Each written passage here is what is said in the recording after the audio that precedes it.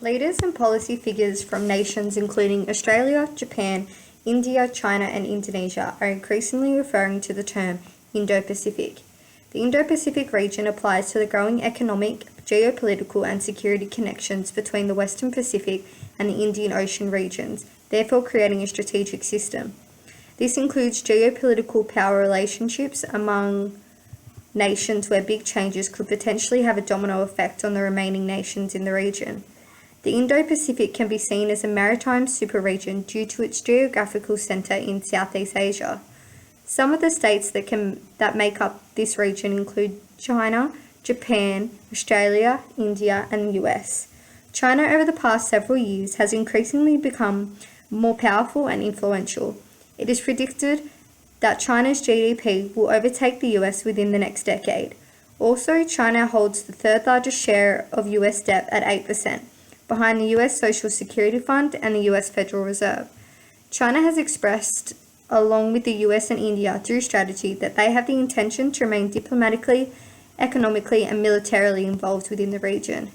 The rise of China has been a principal driver as it has become increasingly outward-looking in its economic and military affairs.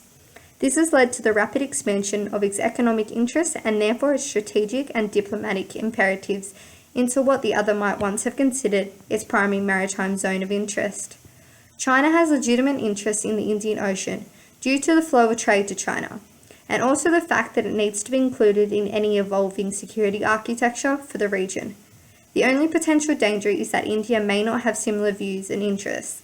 The development of China's naval capabilities is also a positive sign that its strategic priorities are leaning towards the Indo-Pacific.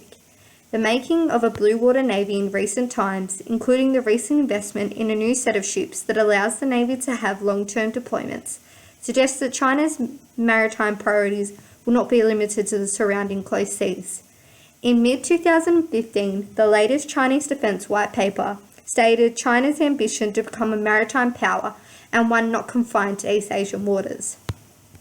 China is looking to expand its region of influence, and this has repercussions on the other powerful states, as India is also expanding and China is seen as challenging the traditional supremacy of the Indo-Pacific region. In saying this, there is growing concern about China's presence in the region. It has brought a recent build-up of ports and refueling stations around India, in Pakistan, Sri Lanka, and Bangladesh. China also has a long-term security presence in the Gulf of Aden. This has created serious concern and anxiety within the Indian strategic circles. This is referred to as the string of pearls, which is a thesis widely believed and used as a reference point in India for any strategic discussions on the region. The fear of Chinese intrusion is evident in the Indian naval establishment.